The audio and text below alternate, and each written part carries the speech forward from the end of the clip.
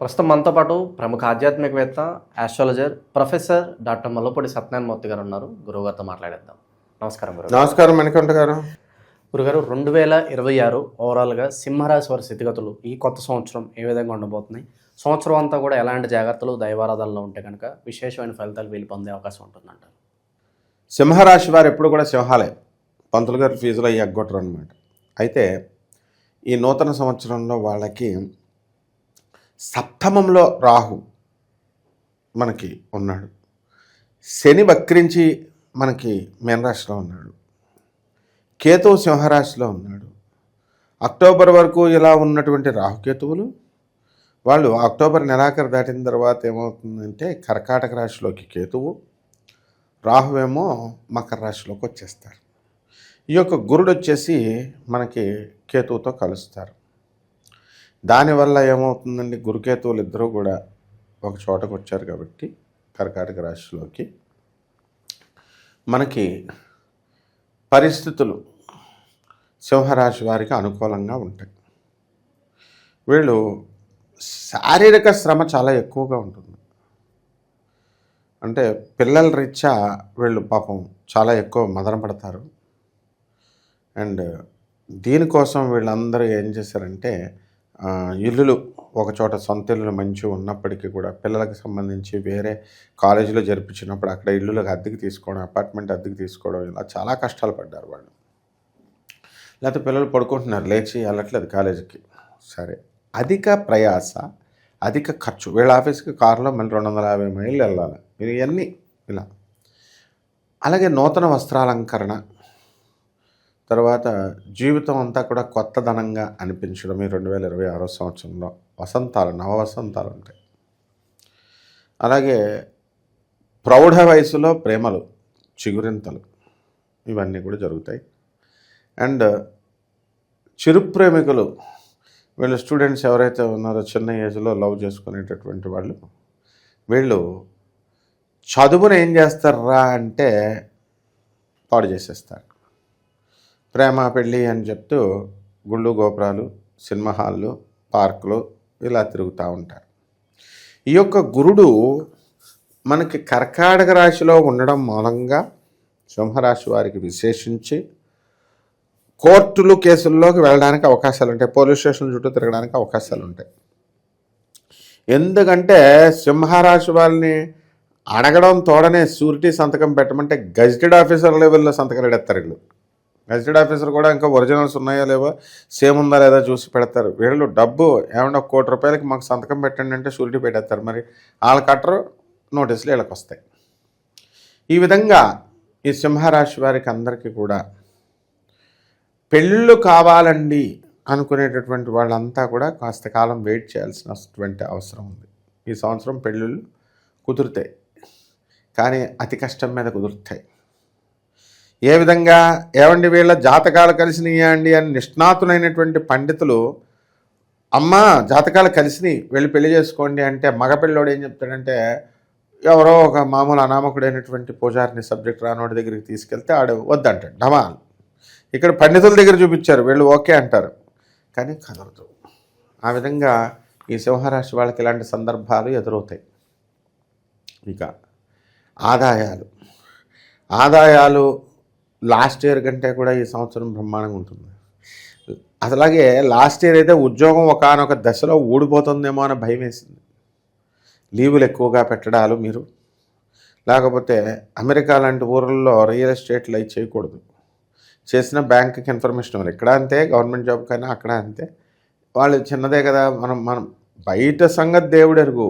వాళ్ళ ఇల్లు కొనుక్కోవడానికి వాళ్ళకే రియల్ ఎస్టేట్ పర్మిషన్ అసోసియేషన్ ఉంటుంది, దాంట్లో పర్మిషన్. ఆ కమిషన్ వీళ్ళకు తగ్గుద్దన్న కక్కుర్తితో వీళ్ళు వెళితే నువ్వు రియల్ ఎస్టేట్ వ్యాపారం చేసేస్తున్నావు అని నిందొచ్చేసి వీళ్ళ ఉద్యోగాలు తీసేయాలనుకున్నారు. అంటే ప్రాణగండం జరిగింది, ఉద్యోగ గండం జరిగింది అందరికీ. ఎవరికి? సింహరాశి వాళ్ళందరికీ ఒకనొక దశలో. అవన్నీ దాటుకున్నారు వీళ్ళు, దాటుకుని బయటకు వచ్చారు. కాశీ, గయా ఇలాంటి పుణ్యక్షేత్రాలన్నీ, మధుర ఇలాంటి పుణ్యక్షేత్రాలన్నీ తిరిగారు. ఈ సంవత్సరం కూడా వీళ్ళు హిమాలయాలే తిరుగుతారు. ఇంకా కొంచెం ప్రమోషన్ రావాలి కదా, ఇంకేమిట్రా అంటే హిమాలయాలు. అంటే సన్యాసులో కలిసిపోవడం కాదు, హిమాలయ పర్వతాలకు రజనీకాంత్ గారిలా తిరుగుతారు. అలాగే వ్యాపారాలు పెట్టాలండి. అమ్మ రెస్ట్ తీసుకో అమ్మా, ఎందుకు నీకు 50 సంవత్సరాలు వచ్చింది కదా అంటే, no I have to achieve something, నేను చేయాలి సైడ్ బిజినెస్లు అని చెప్పేసి వీళ్ళు బిజినెస్లలోకి దిగుతారు. పోనీ వీళ్ళ బిజినెస్లు చేస్తుంటే వీళ్ళు సక్సెస్ అవుతారు, వీళ్ళ సింహరాశి వాళ్ళు కాబట్టి ఫెయిల్ కారు. కానీ వీళ్ళ మొగుళ్ళు ఉంటారు కదా భర్తలు, వాళ్ళు ఎందుకు ఊరుకుంటారు, వీళ్ళల్లో ఏలు పెడతారు కదా. కొంతమంది భర్తలు మరి వాళ్ళకి ప్లానింగ్ లేకపోవడం ద్వారా అవనియండి, లేదా మరొక కారణం వల్ల మంచితనమో అతి మంచితనమో ఏదో అవడం వల్ల అవతల వాళ్ళు చెప్పేటటువంటి మాయమాటలు నమ్మేసి పాపం వీళ్ళు మోసపోవడానికి అవకాశాలు ఉంటాయి. తద్వారా ఆస్తి నష్టమో లేదా డబ్బు నష్టమో ఏదో ఒకటి రావడానికి అవకాశాలు ఉన్నాయి సింహరాశి వాళ్ళకి. ఒకటి ఈ సింహరాశి వారు ఇల్లు లేనటువంటి వాళ్ళు ఇల్లు కొంటారు, స్థలాలు లేనటువంటి వాళ్ళు స్థలాలు కొంటారు. నిత్యము మృష్టాన్న భోజనమే, అంటే తనకి ఇష్టమైనటువంటి ఫుడ్ని వీళ్ళు కడుపు నిండా తింటారు. అండ్ నెక్స్ట్ సింహరాశి వాళ్ళు ఏమంటారంటే, ఈ సంవత్సరం మేము అసలు నేను తిరగని దేశం లేదు, నేను దిగని హోటల్ లేదు, అంత గొప్పగా బతుకుతారనమాట ఈ సంవత్సరం అంతా కూడా. 2000 నిరుద్యోగుల పరిస్థితి ఏంటి గురుగారు? మరి శుభవార్త ఏమైనా వినే అవకాశం ఉందా? నిరుద్యోగులకి ప్రభుత్వం నుంచి ఉద్యోగాలు రావడానికి అవకాశాలు ఉన్నాయి. ఎప్పుడు మనం జూన్ దాటిన తర్వాత కొంతమంది సింహరాశి వాళ్ళకి వస్తాయి. ఇలాంటి విషయాలు తెలుసుకోవాలంటే ఇది గోచార రీత్యా మనం కామన్గా చెప్పేటటువంటి ఫలితాలు. అయితే అవి వ్యక్తిగతంగా నిశితంగా మనం పరిశీలించి వాళ్ళ వ్యక్తిగతంగా వాళ్ళ రాశుల్లోకి ఏ ఏ గ్రహాలు వచ్చినాయో అవన్నీ కూడా మనం చూసి పరిశీలన చేసి చెప్తాం కాబట్టి వాటి ఫలితాలు డిఫరెంట్గా ఉంటాయి. కాబట్టి అలాంటి వాళ్ళు ఎవరైనా ఉన్నారో అటువంటి వాళ్ళంతా కూడా వాళ్ళు మనల్ని సంప్రదించవచ్చు అన్నమాట. ఈ విధంగా ఈ యొక్క ఆరోగ్య సమస్యలు కూడా ఈ సింహరాశి వాళ్ళకి ఏంటంటే, అమెరికాలో ఉన్న వాళ్ళకి నిద్ర పట్టదు, మనల్ని నిద్రపోనివ్వరు. ఇక్కడ పగల వాళ్ళకి రాత్రి, వాళ్ళు రాత్రులు కొడతా ఉంటారు, ఇక్కడ పగల మీరు పనిలో ఉంటారు.